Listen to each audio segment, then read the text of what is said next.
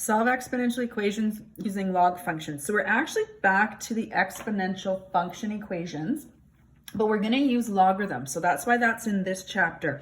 So it's not always possible to get a common base when solving exponential functions. So we can solve these using logarithms.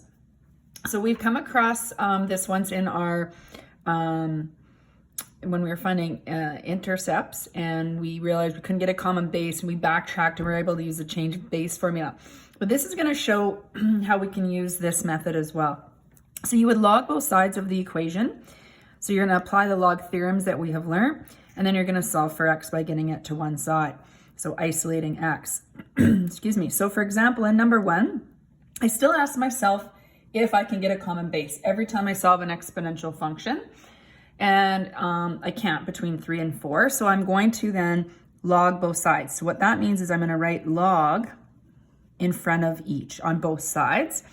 And then I'm going to apply the log theorem. So to apply the log theorems, this exponent's going to come down in front here, like so.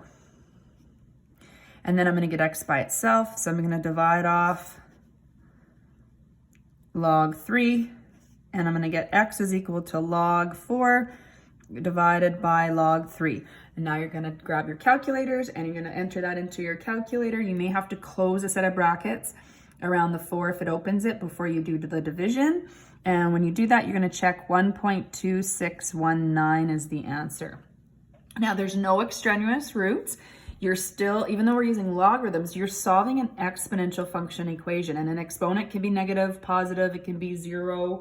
So we've solved these before in the exponential functions chapter. We just used a common base. So these ones are in this unit, so we can use our logarithms. If you did verify, you could plug this, 3 to the exponent 1.2619, etc. in your calculator, and you're going to get 4. But you're just going to do that. That would just be to make sure that you didn't make any errors and you're checking your answer.